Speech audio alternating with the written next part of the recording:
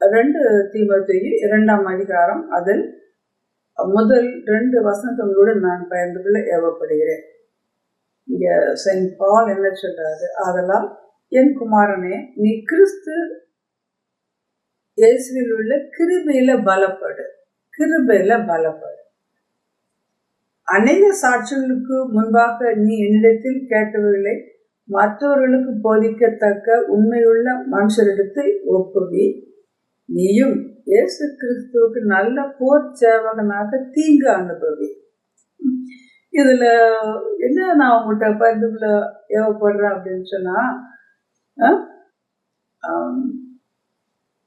இந்த 3வதுல என்ன செயின்ட் பால் எதிர்பார்க்கிற நமக்கிட்ட இருந்து என்ன அப்படின்னா, நீயும் கிறிஸ்துவுக்கு நல்ல போர் சேவகனாக தீங்கு அனுபவி. நம்ம எத்தனை பேரை நான் பார்த்துருக்கிறேன், நீங்களாம் ஊழியம் செய்யுங்க, அதுக்கெல்லாம் ஒரு இது வேணும், அதெல்லாம் அங்கே யாரெல்லாம் போய்கிட்டு இருக்கோம் அப்படின்னு. நம்ம உண்மையிலே இயேசுவை பின்பற்றுகிற பொழுது, அபிஷேகம் பண்ணப்படுகின்ற பொழுது, ஒரே ஒரு முறை வாழ்ற இந்த வாழ்க்கையை ஆண்டவருக்கென்று அர்ப்பணம் பண்ண தேவன் நம்மை ஏவுகிறார். நம்ம வாழ்க்கையை அர்ப்பணம் பண்ணுகிறோம். அப்போ போர் சேவகன் எப்படி வீட்டிலேயே உட்காந்துட்டே இருப்பான்? இருக்கவே மாட்டான்ல. போர் சேவகன் எங்க வீட்டில் யாரு வந்தாலும் அவன் போய் சண்டை போட்டு அதுல மக்களை காப்பாற்றிக்கிடுவாங்க இல்லையா?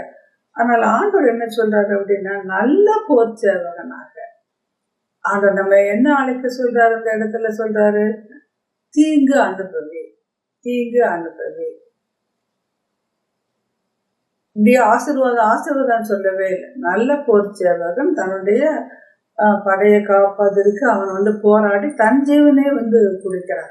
அதே போன்று நாம் ஒவ்வொருவரும் நம்முடைய குடும்பத்துல நாம் கிறிஸ்துவுக்காக என்ன செய்யணும் அப்படின்னு சொன்னா, நம்ம கேட்டதை நம்ம பிள்ளைகளுக்கு அதை ஷேர் பண்ணணும்.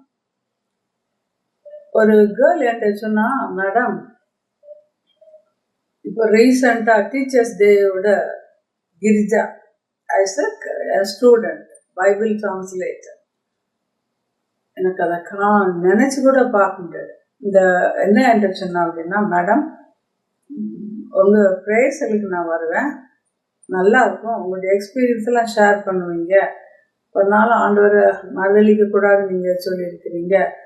எல்லாத்தோட என்ன சொன்னா அப்படின்னு சொன்னா, மேடம் நீங்க என்னுடைய திறமையெல்லாம் கண்டுபிடிச்சுக்கிட்டு நீ நான் ஒரு லாயரா இருக்குன்னு நினைச்சேன். நான் அந்த கேர்ள் சொல்ல, நீ உனக்கு நல்ல ஸ்கில் இருக்கு, ரைட்டிங் டேலண்ட் இருக்குது, அதை பயன்படுத்துமா அப்படின்னு சொன்னீங்க.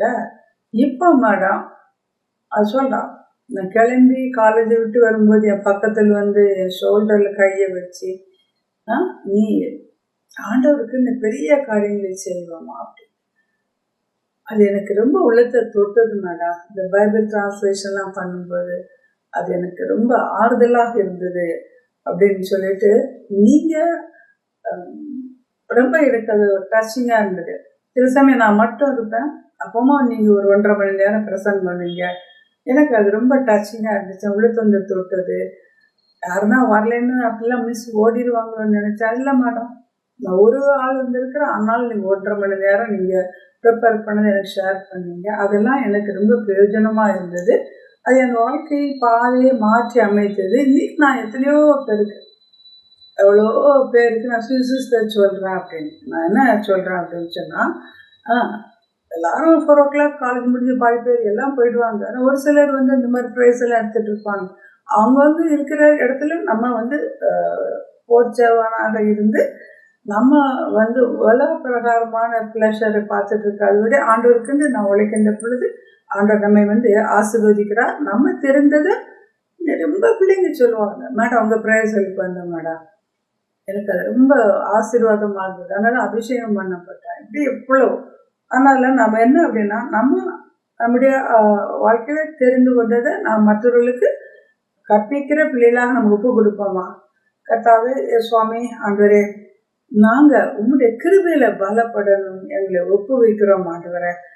சுவாமி, நாங்க கேட்ட அநேக காரியங்களை நாங்கள் எங்களுடைய வாழ்க்கையில நீ செய்த மகத்துவத்தை மற்ற மக்களிடத்தில் நாங்கள் பகிர்ந்து கொண்டு ஆண்டவரே சுவாமி, உண்மையான மக்களை ஆண்டவரே நாங்கள் கண்டுகொண்டு அவர்கள் மூலமாக சுவிசேஷம் தொடர்ந்து நடைபெற ஆண்டவரே எங்களுடைய வாழ்க்கை பயணத்தை எங்களுக்கு ஆசீர்வாதத்தை நீங்க தாங்க சுவாமி. அவங்க கர்த்தாவே தேவரே எங்க போனா காணிக்கை கிடக்கும் அப்படிலாம் நினைக்காதபடி ஆண்டவரே சுவாமி நாங்க தீங்கு உமக்காக கிறிஸ்துவுக்காக ஆண்டவரே நல்ல போர் சேவகனாக தீங்கு அனுபவிக்க எங்களுக்கு ஒப்பு கொடுக்குறோம் ஆண்டவரே. வீட்டுல உட்கார்ந்து இருக்கிறது நல்லா இருக்கும் சுவாமி. ஆனா நான் ரொம்ப கிராம ஊழியர்களுக்கு போயிருக்கிறேன் சுவாமி. இந்த இடத்துல எல்லா இடத்துக்கும் போயிருக்கிறாப்பா.